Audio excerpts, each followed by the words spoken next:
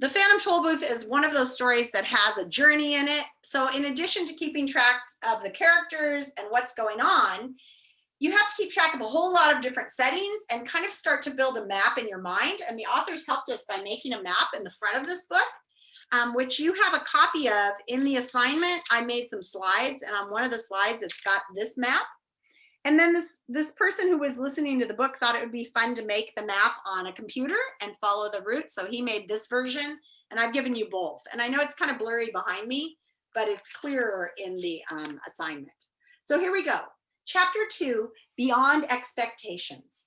You are all taking notes on the characters and the setting and drawing pictures of things that you are envisioning in the story.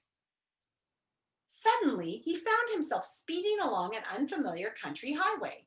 And as he looked back over his shoulder, neither the toll booth nor his room, nor even the house was anywhere in sight. What had started as make-believe was now very real. My friends, this chapter started with a pronoun that refers to a character that was introduced in the last chapter. You learned about these pronouns that refer to other characters in the last lesson. And you have to keep track in your mind of who he is. So we know he is Milo in this case. So they didn't even use Milo's name in this whole first paragraph. They just used that pronoun, he and his. What a strange thing to have happen, he thought, just as you must be thinking right now. This game is much more serious than I thought, for here I am riding on a road I've never seen, going to a place I've never heard of, and all because of a toll booth which came from nowhere? I'm certainly glad that it's a nice day for a trip, he concluded hopefully, for at the moment, this was the one thing he definitely knew. The sun sparkled, the sky was clear, and all the colors he saw seemed to be richer and brighter than he could ever remember. Okay, my friends, think of our story arc. We're at the beginning of this chapter, which is going to be a little story in itself, and everything's sunny and bright, and everything's going well, like at the beginning of a story. What do we know will happen next? We know that the tension's going to rise and there's going to be some trouble ahead, right? So let's get ready for our rocky road. The flowers shone as if they'd been cleaned and polished, and the tall trees that lined the road shimmered in silvery green. Welcome to Expectations, said a carefully lettered sign on a small house at the side of the road. Now, remember I told you the vocabulary in this book is really hard. So if any of these words are new to you, I recommend you write them down and look them up later if they don't make sense. Information, predictions, and advice cheerfully offered. Park here and blow your horn. Here he is in Expectations. With the first sound from the horn, a little man in a long coat came rushing from the house, speaking as fast as he could and repeating everything several times. Here's our little man, if you would like to look at him in case you're drawing pictures. My, welcome, welcome, welcome. Welcome to the land of expectations, to the land of expectations, to the land of expectations. We don't get many travelers these days. We certainly don't get many travelers these days. Now, what can I do for you? I'm the weather man.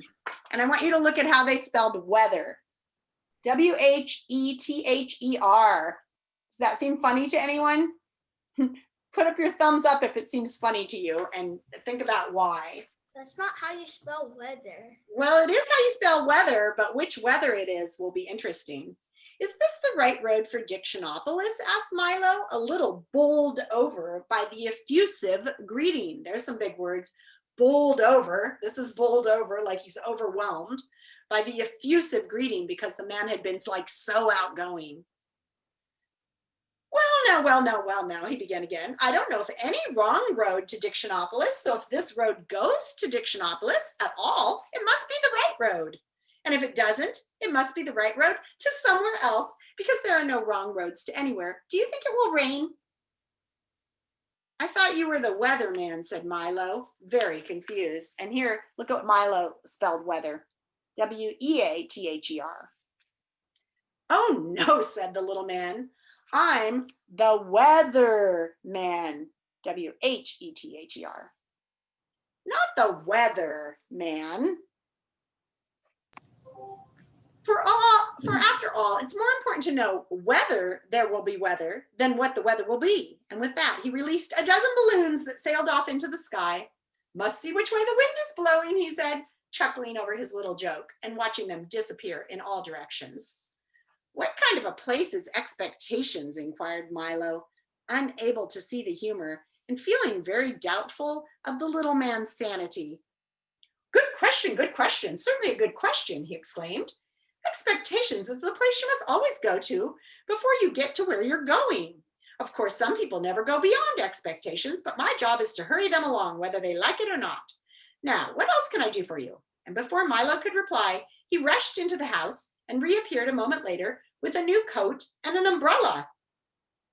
Uh, I think I can find my own way, said Milo, not at all sure that he could. But since he didn't understand the little man at all, he decided that he might as well move on, at least until he met someone whose sentences made sense. Splendid, splendid, splendid, exclaimed the weatherman. Whether or not you find your own way, you're bound to find some way. If you happen to find my way, please return it, as I lost it years ago. I imagine by now it's quite rusty. You did say it was going to rain, didn't you? And with that, he opened the umbrella and walked with Milo to the car. I'm glad you made your own decision. I do so hate to make up my mind about anything, whether it's good or bad, whether up or down, whether in or out, whether rain or shine.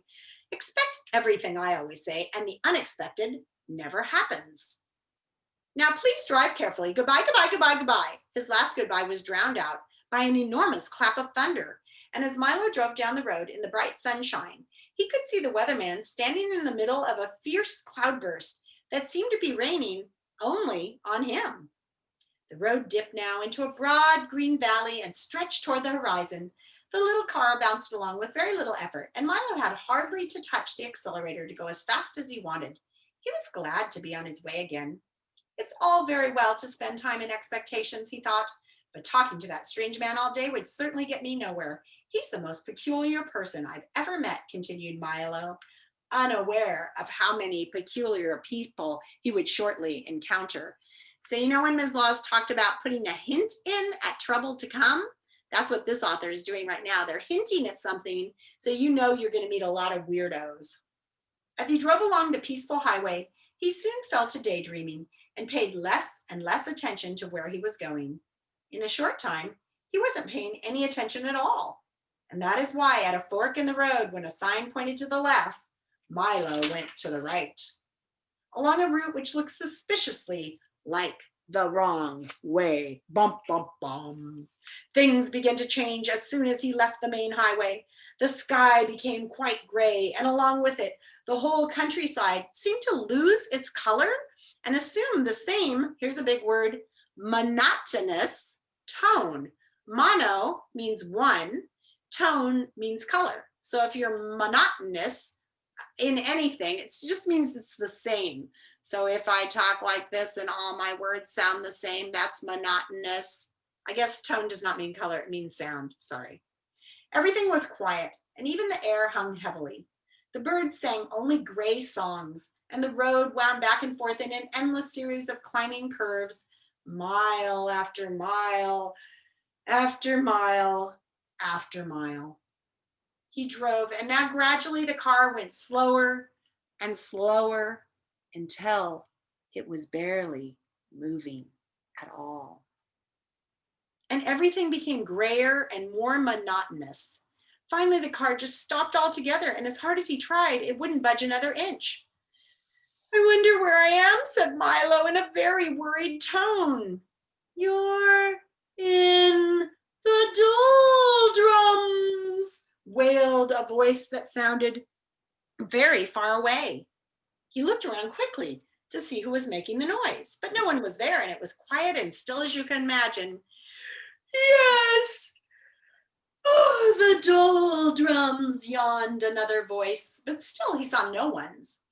What are the doldrums? He cried out loudly and tried very hard to see who would answer this time. The doldrums, my young friend, are where nothing ever happens and nothing ever changes. This time, the voice came from so close that Milo jumped with surprise. For sitting right on his shoulder, look at those guys, They look pretty bored. So lightly that he hardly noticed was a small creature exactly the color of his shirt. Allow me to introduce all of us, the creature went on. We are the lethargerians at your service. Milo looked around and for the first time noticed dozens of them sitting on the car, standing on the road, lying on the trees and bushes. They were very difficult to see because whatever they happened to be sitting on or near was exactly the color they happened to be. Each one looked very much like the other, except for the color, of course, and some looked even more like each other than they did like themselves. I'm very pleased to meet you, said Milo, not at all sure whether he should be pleased. I think I'm lost. Can you help me, please? Don't say think, said one sitting on his shoe, for the one on his shoulder had fallen asleep. It's against the law. He yawned and fell to sleep too. No one's allowed to think in the doldrums, continued a third, beginning to doze off, and as each one spoke, he fell off to sleep, and another picked up the conversation with hardly any interruption. Don't you have the rule book? It's Local Ordinance 175389J, said another, falling asleep. Milo quickly pulled the rule book from his pocket and opened the page and read Ordinance 175389J. It shall be unlawful, illegal, and unethical to think of thinking, surmise, presume, reason, meditate, or speculate while in the doldrums. Anyone breaking this law shall be severely punished. Oh, I love this part of the book where they start to list words that mean the same thing. So we have a literary term for words that mean the same thing, and that's synonyms. Synonyms. If you don't know what a synonym is, write it down, because synonyms are when you have a word like big, giant, huge, where they all mean the same thing. Here we go, next page. That's a ridiculous law, said Milo, quite indignantly. Everybody thinks. We don't, shouted the lethargerians all at once. And most of the time, you don't, said one of the lethargerians sitting on a yellow daffodil. That's why you're here. You weren't thinking, and you weren't paying attention either.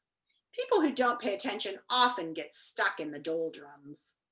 And with that, he toppled out of the flower and fell snoring into the grass. So right now I'm going to ask you to think about that. Do you think that when you let yourself get super lazy and you're not really trying or thinking, you get kind of down and sleepy and you just don't feel like doing anything? Let's see.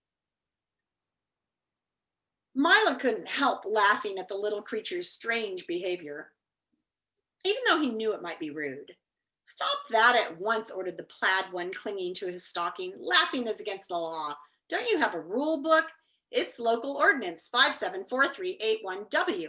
Opening the book again, Milo found the ordinance. In the doldrums, laughter is frowned upon and smiling is permitted only on alternate Thursdays. Violators shall be dealt with most harshly. Well, if you can't laugh or think, what can you do? Asked Milo.